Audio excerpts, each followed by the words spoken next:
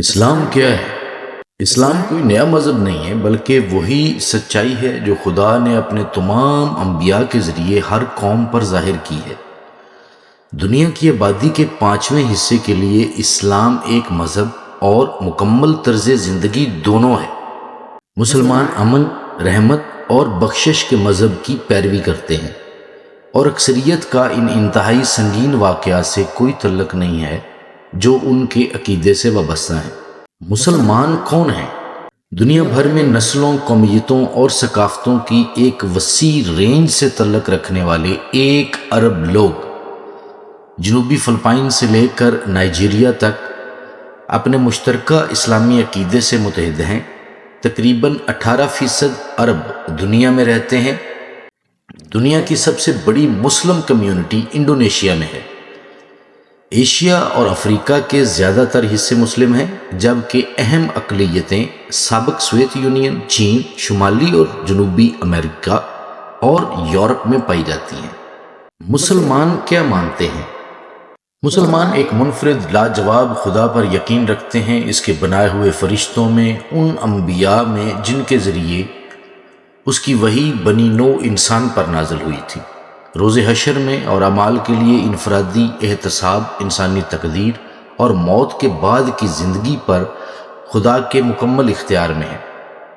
مسلمان حضرت آدم علیہ السلام سے شروع ہونے والے نبیوں کے سلسلے کو مانتے ہیں، اور ان میں نوح علیہ السلام، ابراہیم علیہ السلام، اسماعیل علیہ السلام، اسحاق علیہ السلام، یعقوب علیہ السلام، یوسف علیہ السلام، ایوب علیہ السلام، موسیٰ علیہ السلام، ہارون علیہ السلام، داؤد علیہ السلام، سلیمان علیہ السلام، الیاس علیہ السلام، یونس علیہ السلام اور عیسیٰ علیہ السلام شامل ہیں۔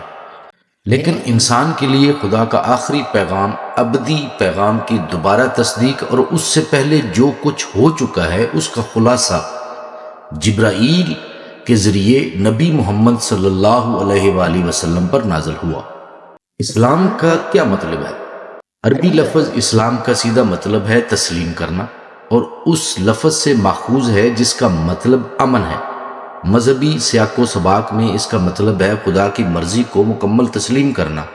اللہ خدا کا عربی نام ہے جسے عرب مسلمان اور عیسائی یکساں استعمال کرتے ہیں۔ کعبہ کیا ہے؟ کعبہ وہ عبادت گاہ ہے جس کی تعمیر کا 4000 سال قبل اللہ تعالیٰ نے ابراہیم علیہ السلام اور اسماعیل علیہ السلام کو حکم دیا تھا۔ یہ عمارت پتھر سے تعمیر کی گئی تھی، جس پر بہت سے لوگوں کا خیال ہے کہ آدم علیہ السلام کے قائم کردہ ایک مقدس مقام کی اصل جگہ تھی۔ خدا نے ابراہیم علیہ السلام کو حکم دیا کہ وہ تمام انسانوں کو اس جگہ کی سیر کے لیے بلائیں، اور آج جب زائرین وہاں جاتے ہیں تو وہ ابراہیم علیہ السلام کے بلانے کے جواب میں تیری خدمت میں اے رب کہتے ہیں۔ محمد صلی اللہ علیہ وآلہ وسلم اللہ کے نبی اور رسول کیسے بنے؟ 40 سال کی عمر میں جب ایک مراقبہ اعتکاف میں مصروف تھے، محمد صلی اللہ علیہ وآلہ وسلم نے فرشتہ جبرائیل کے ذریعے خدا کی طرف سے اپنی پہلی وحی حاصل کی۔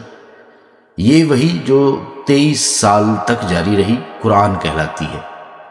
جیسے ہی انہوں نے جبرائیل سے سنے ہوئے الفاظ کی تلاوت شروع کی اور اس سچائی کی تبلیغ کرنا جو خدا نے ان پر نازل کی تھی، ان پر اور ان کے پیروکاروں کے ایک چھوٹے سے گروہ کو سخت اذیت کا سامنا کرنا پڑا، جو اس قدر شدید ہو گیا تھا کہ سن 622 میں اللہ تعالیٰ نے ان کو فتنہ پرداز کیا، ہجرت کا حکم۔ یہ واقعہ ہجرت جس میں وہ مکہ سے مدینہ کے شہر کے لیے تقریباً 260 میل شمال کی طرف روانہ ہوئے، اور یہیں سے مسلم کیلنڈر کا آغاز ہے۔ کئی سالوں کے بعد پیغمبر اور آپ صلی اللہ علیہ وآلہ وسلم کے پیروکار مکہ واپس آنے میں کامیاب ہوئے، جہاں انہوں نے اپنے دشمنوں کو معاف کر دیا اور اسلام کو یقینی طور پر قائم کیا۔ 63 سال کی عمر میں نبی صلی اللہ علیہ وآلہ وسلم کی وفات سے پہلے عرب کا بڑا حصہ مسلمان تھا، اور آپ صلی اللہ علیہ وآلہ وسلم کی وفات کی 1 صدی کے اندر اسلام مغرب میں اسپین اور مشرق میں چین تک پھیل چکا تھا۔ اسلام کے پھیلاؤ نے دنیا کو کیسے متاثر کیا؟ اسلام کے تیز اور پرامن پھیلاؤ کی وجوہات میں سے اس کے نظریے کی سادگی بھی تھی۔ اسلام صرف ایک خدا پر ایمان لانے کا مطالبہ کرتا ہے جو عبادت کے لائق ہے۔ یہ بار بار انسان کو اپنی ذہانت اور مشاہدے کی طاقتوں کو استعمال کرنے کی ہدایت بھی کرتا ہے، چند ہی سالوں میں عظیم تہذیبیں اور یونیورسٹیاں پروان چڑھ رہی تھیں، کیونکہ نبی صلی اللہ علیہ وآلہ وسلم کے نزدیک علم حاصل کرنا ہر مسلمان مرد اور عورت پر فرض ہے۔ مشرقی اور مغربی خیالات اور پرانے کے ساتھ نئی فکر کی ترکیب نے طب، ریاضی، طبیعیات، فلکیات، جغرافیہ، فن تعمیر، آرٹ، ادب اور تاریخ میں بہت ترقی کی۔ بہت سے اہم نظام جیسے الجبرا عربی ہند سے اور صفر کا تصور ریاضی کی ترقی کے لیے ضروری اسلام سے قرون وسطیٰ کے یورپ میں منتقل ہوئے۔ دریافت کے یورپی سفر کو ممکن بنانے کے لیے جدید ترین آلات تیار کیے گئے، جن میں اسٹرولاب اور اچھے بحری نقشے شامل ہیں۔ قرآن کیا ہے؟ قرآن ان الفاظ کا ریکارڈ ہے جو اللہ تعالیٰ کی طرف سے فرشتہ جبرائیل کے ذریعے نبی محمد صلی اللہ علیہ وآلہ وسلم پر نازل ہوئے تھے۔ اسے محمد صلی اللہ علیہ وآلہ وسلم نے حفظ کیا اور پھر اپنے ساتھیوں کو لکھا اور کاتبوں نے لکھا، جنہوں نے اپنی زندگی کے دوران اس کی جانچ پڑتال کی۔ اس کے 114 ابواب صورتوں میں سے ایک لفظ بھی صدیوں میں تبدیل نہیں کیا گیا ہے، تاکہ قرآن ہر تفصیل میں وہ منفرد اور معجزاتی متن ہے جو 14 صدیاں پہلے محمد صلی اللہ علیہ وآلہ وسلم پر نازل ہوا تھا۔ قرآن کس بارے میں ہے؟ قرآن خدا کا آخری نازل کردہ کلام ہر مسلمان کے ایمان اور عمل کا بنیادی ماخذ ہے۔ یہ ان تمام موضوعات سے متعلق ہے جو بحیثیت انسان ہم سے متعلق ہیں، حکمت، نظریہ، عبادت اور قانون، لیکن اس کا بنیادی موضوع خدا اور اس کی مخلوق کے درمیان تعلق ہے۔ اس کے ساتھ ساتھ یہ ایک منصفانہ معاشرے، مناسب انسانی طرز عمل اور مساوی معاشی نظام کے لیے رہنما اصول فراہم کرتا ہے۔ کیا کوئی اور مقدس ماخذ ہیں؟ ہاں، سنت، عمل اور نمونہ۔ مسلمانوں کے لیے دوسری سند ہے۔ حدیث ایک معتبر طور پر منتقل شدہ رپورٹ ہے جو نبی صلی اللہ علیہ وآلہ وسلم نے کہا، کیا یا منظور کیا۔ سنت پر یقین اسلامی ایمان کا حصہ ہے۔ اقوال نبوی کی مثالیں: نبی صلی اللہ علیہ وآلہ وسلم نے فرمایا، خدا اس پر رحم نہیں کرتا جو دوسروں پر رحم نہیں کرتا۔ تم میں سے کوئی اس وقت تک مومن نہیں ہو سکتا جب تک کہ وہ اپنے بھائی کے لیے وہی نہ چاہے جو اپنے لیے چاہتا ہے۔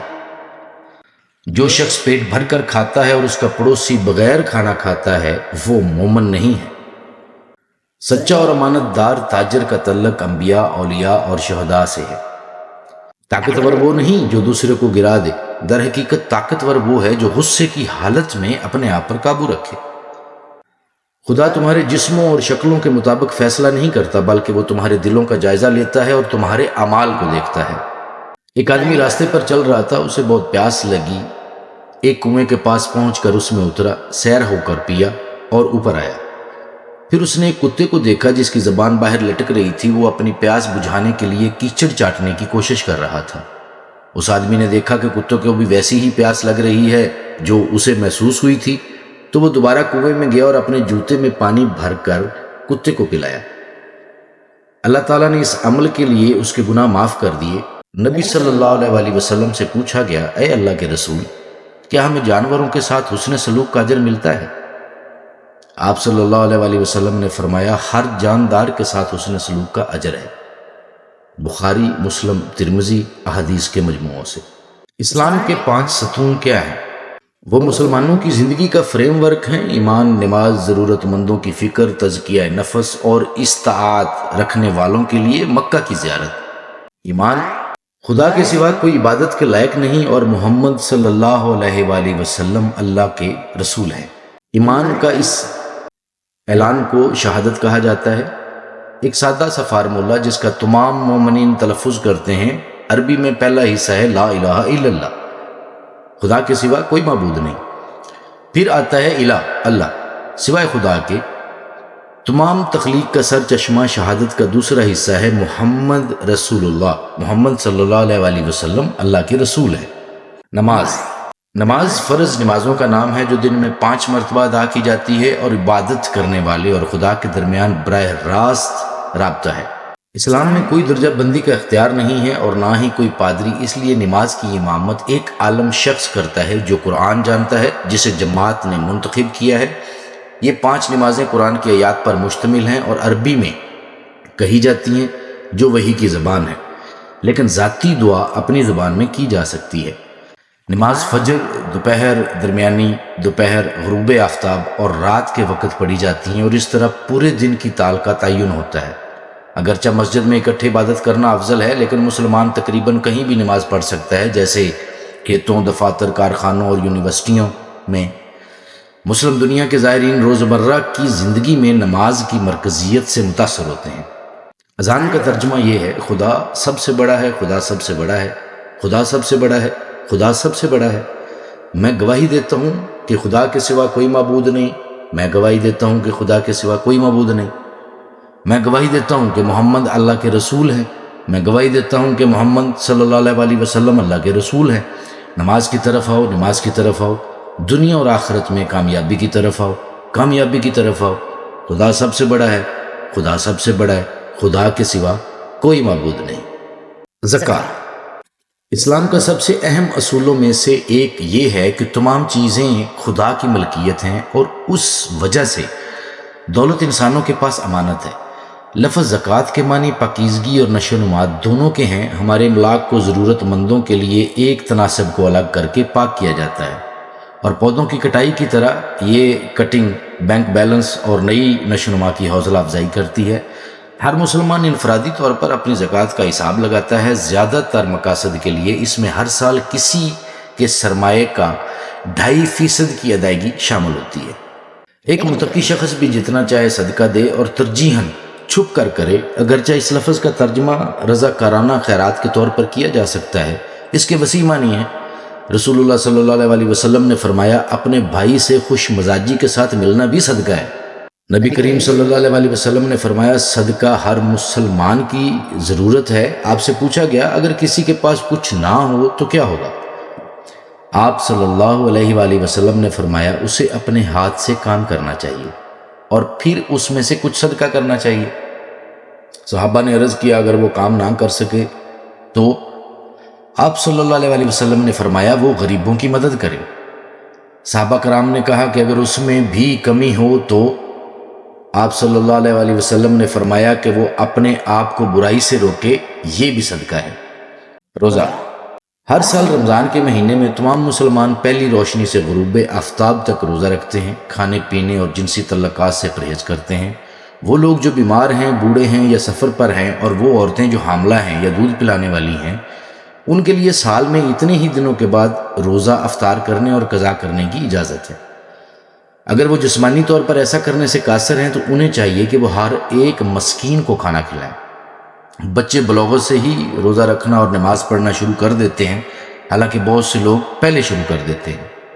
اگرچہ روزہ صحت کے لیے سب سے زیادہ فائدہ مند ہے، لیکن اسے بنیادی طور پر تزکیہ نفس کا طریقہ سمجھا جاتا ہے۔ اپنے آپ کو دنیاوی آسائشوں سے الگ کر کے، یہاں تک کہ تھوڑے وقت کے لیے روزے دار بھوکے مرنے والوں کے ساتھ حقیقی ہمدردی حاصل کرتا ہے، اور ساتھ ہی روحانی زندگی میں بھی ترقی کرتا ہے۔ حج مکہ مکرمہ کا سالانہ حج صرف ان لوگوں پر فرض ہے جو جسمانی اور مالی طور پر اسے ادا کرنے کی استطاعت رکھتے ہیں۔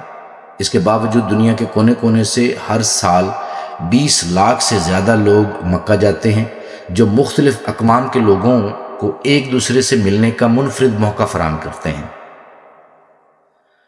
اگرچہ مکہ ہمیشہ زائرین سے بھرا رہتا ہے، سالانہ حج اسلامی سال کے 12ویں مہینے میں شروع ہوتا ہے، جو قمری ہے، شمسی نہیں۔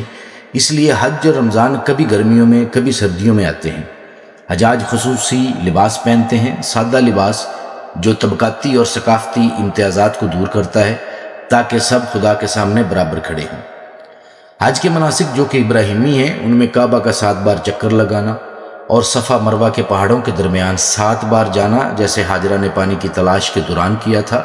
پھر حجاج میدان میں عرفہ پر اکٹھے کھڑے ہوتے ہیں اور خدا کی بخشش کے لیے دعاؤں میں شامل ہوتے ہیں۔ پچھلی صدیوں میں حج ایک مشکل کام تھا، تاہم آج سعودی عرب لاکھوں لوگوں کو پانی، جدید ٹرانسپورٹ اور صحت کی جدید ترین سہولیات فراہم کرتا ہے۔ حج کے اختتام پر ایک تہوار عید الاضحیٰ ہے، جو ہر جگہ مسلم کمیونٹیز میں دعاؤں اور تحائف کے تبادلے کے ساتھ منائی جاتی ہے، اور عید الفطر رمضان کے اختتام کی یاد میں عید کا دن مسلم کیلنڈر کے اہم تہوار ہیں۔ مسلم دنیا دنیا کے مسلمانوں کی آبادی 1 ارب کے لگ بھگ ہے۔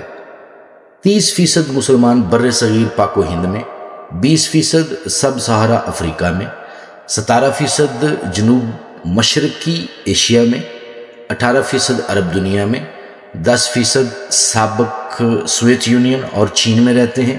ترکی، ایران اور افغانستان غیر عرب مشرق وسطیٰ کا 10% حصہ ہیں، اگرچہ لاطینی امریکہ اور آسٹریلیا سمیت تقریباً ہر علاقے میں مسلم اقلیتیں موجود ہیں، لیکن سابق سوویت یونین، ہندوستان اور وسطی افریقہ میں ان کی تعداد سب سے زیادہ ہے۔